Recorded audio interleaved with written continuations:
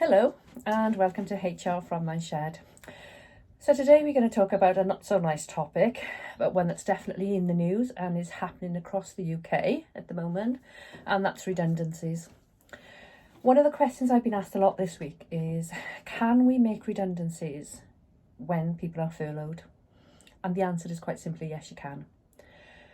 The key element to remember is that despite everything else that's going on and all the changes that have happened and the introduction of new words, furlough, etc., employment law still has to be applied. Okay, so with redundancies, we have to follow the rules and the regulations of redundancies, and they vary depending on the circumstances. So if you have 20 or more people to be made redundant, there's a different process to follow than if you only had one person to be made redundant. If you had a couple of positions to be made redundant, or even one position to be made redundant from the same department, there's different processes to follow. Okay, has to be a fair process. Has to be that the role is being made redundant, not the person. Okay, so we are saying that there is no need for that role in the business anymore, and there has to be a justification for that. And the justification at the moment is more than likely going to be lack of business, drop in sales, etc. So you have to let the people know that their roles are at risk. You have to have a meeting. And you have to let them know that their role, unfortunately, has been made redundant. And then you have to follow the rules about what they're entitled to have. So notice has to be done. So if they've got, say, 4 weeks notice, you can, in some circumstances, if the contract allows, pay in lieu of that notice.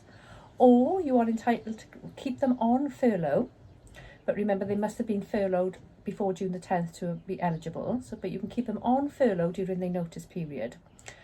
Notice period, whether it's on furlough or not, has to be paid 100% of the salary. Again, unless you've got a certain clause in your contract, but that would be unique. You are entitled to make sure that to enforce holidays during notice period, as long as you follow the rules. So you have to give double the notice requirement for the holidays to be taken. And if anybody's got more than 2 years service, they are entitled to redundancy payment. Some companies will have enhanced redundancy payments as part of their contract. Most at the moment don't. So if you go onto the DirectGov website, there's a redundancy calculator there that will take you through that.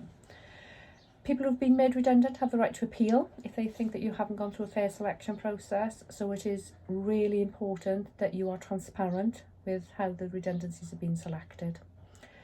It's not a nice conversation to have, and you would be wise to make sure that you've got professional HR support on hand to do that.